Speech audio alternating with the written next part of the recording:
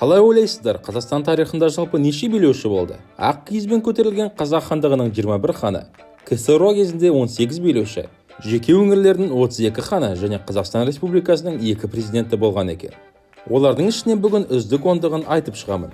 Айтпақшы, еліміздің қазіргі билеушілерді есепке алған жоқпын. Себебі олардың жұмысын толықтай тек кеткеннен кейін ғана бағалай аламыз.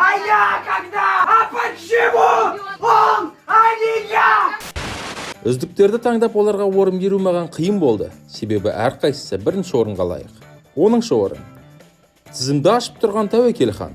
Ол 1582 мен 1598 жылдардың аралығында билік құрған. Оның тұсында қазақ хандығына Түркістан оралып, жаңадан Ташкент, Самарқан және басқа қалалар кірген. Бірақ Тәуекел ханды жеңіліс тапқан. Бұқар қаласы үшін соғыста ол жараланып, кейін жарадан көз жұмған. Сонымен қоса Тәуекелдің тұсында Ресей патшалығы өзінің бодандығын ұсынған еді.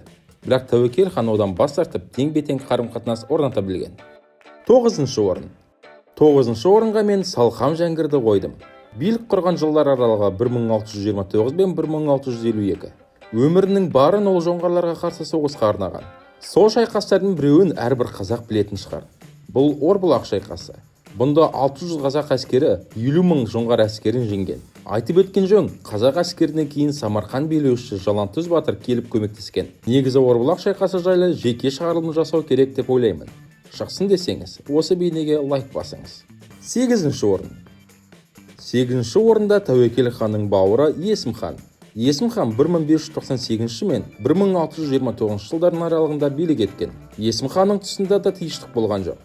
Бұқар хандығына қарсы 20 жылдық соғыс болған. Соғыстың нәтижесінде Ташкент, Шахрухия, Қаңқа және Ферғана бір бөлігі қазақтарға қалған. Есім ханның ішкі жауы да болған. Ташкент қаласында Тұрсын өзін хан деп жариялаған. Осындай жағдайда Есім хан даналығын көрсетіп, азаматтық соғысты бастамаған еді. Бірақ Тұрсын хан шектен шығып кетіп, Есім хан сол үшін оны жазалаған еді. Ал Тұрсын ханға тірек болған Қатаған руы толықтай қырылған еді. Бұл жайтты қазақтар Қатаған қырылған деп атап кетті. Сонымен қоса Есім хан Қасым ханның қасқа жолына негізделе отырып, өзінің Есім ханның ескі жолы атты заңдар жинағын шығарған.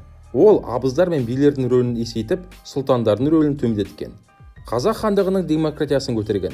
Бірақ билердің рөлі кейінгідей жоғары болған жоқ. Есім хан бірінші болып қазақтардың астанасын Түркістанға ауыстырған. Түркістанға дейін сағанақ болған. Есім ханды халық арасында еңсегей бойлы ересін деп атаған. Жиенбет жыраудың дастаны да бар. 7-ші орын. Совет үкіметі кезеңіне оралайық. Сіз ойлағаныңыздай 7-ші орында Дінмұхамед Қонаев. Осы тізімдегі жалғыз Шыңғыс ханның ұрпағынан емес. Ол Қазақстан экономикасын жай ғана көтере қоймай, сонымен қоса қазақ жерлерін сақтап қалған. Мақта өндіруші оңтүстік өңірлерді Өзбекстаннан қайтарған. Маңғышлақты Түркменстанға бермеген. Және де неміс автономиясын құрудан бас тартқан. Алматыны жақсы көретін жанның әрқайсысы Қонаевты да жақсы көретініне күмәнім жоқ. Оның кезінде Алматы гүлдей түскен. 6-шы орын. Қазақ мемлекетінің жоғалып қалу қаупі жоғары болған кезде Кенесары хан шықты. Ол Ресейге қарсы көтерілісін бастап, Ұлы жүзді Қоқан хандығынан босатты. 1841 жылы ақ киізге көтеріліп, қазақ ханы болып сайланды. Кенесары туралы орысша шығарылым арнада бар. Қазақшасы тезірек шықсаңыз десеңіз, осы ролик 3000 лайк жинау керек. 5-ші орын. Хақназар хан. Хақназар хан 1538 жылы билікке келді. Сол кезде қазақ хандығының жағдайы мәз емес болып, жерлері азайған еді. Сонда Хақназар келіп, тек қана жерді сақтап қана қоймай, сонымен қатар территорияны үлкейте білген. Хақназарды ноғайлар мен қырғыздар да өзінің ханы деп таныған. Ал қазақтың белгілі қайраткері Мұхамеджан Тынышпаев Хақназар сол баяғы аңыздардағы Алаша хан деп те болжам жасаған. Сонымен қатар Иван Грозный да Хақназар ханмен санасқан еді. Өкінішке орай Хақназар туралы деректер қазіргі кезде аз. Егер де еліміз ол туралы ақпаратты көбірек іздесе, тіпті керемет болушы еді. 4-ші орын. 1680 мен 1715 не 18 жылдары қазақ хандығында билік еткен Тәуке хан, жеті жарғының қалаушысы. Ол билердің рөлін көтеріп, оларды әрбір жүздің басына қойған. Осындай амалдардың арқасында ол қазақ жерін орталықтандырып, бір жүйеге келтірген. Ұлы жүздің басында Төлей биді, орта жүзге Қазбек биді, кіші жүзге Әйтеке биді қойды. Өзінің даналығының арқасында қазақтар арасындағы ішаралық дауларды тоқтатқан. Ал қазақ хандығы енді орталықтандырылған болғандықтан, күшейіп бара жатқан жоңғарлардың басын қайтарған. Тәуке ханның билік құрған кезеңін халық арасында қой үстінде бозторға жұмыртқалаған деп атаған. Басқалай айтқанда қазақ халқының алтын ғасыры. 3-ші орын. Қазақ хандығының 4-ші ханы 3-ші орынды иеленді. Қасым хан. Қасым хан 1511 мен 1518 жылдары билік еткен. Оның тұсында қазақ хандығының жағдайының көтерілгені соншама, тіпті қазақтар өзара күресе бастапты. Осыны басынан тыю үшін ол Қасым ханның қасқа жолы атты заңдар жинағын шығарған. Қасым ханның тұсында қазақ саны миллионнан асып, әскер саны 300 мыңға жеткен. Қасым ханның беделі туралы тарихшы Мұхаммед Қайдар Дулати былай айтқан: жошы ханнан кейін оның әз-ауқатына тең келетін тек қана Қасым хан. Қасым хан мүмкін қазақ халқының ең мықты билеушісі болушы еді. Бірақ ол көз жұмғаннан кейін қазақтар өзара бөлініп, билік үшін күрес бастаған еді. Ол уақытта кейбір тарихшылар қазақ хандығының азаматтық соғысы деп те атайды. Бұның бәрін тоқтатқан Хақназар хан. Ол туралы алдында айтып кеткен едім. Екінші орын.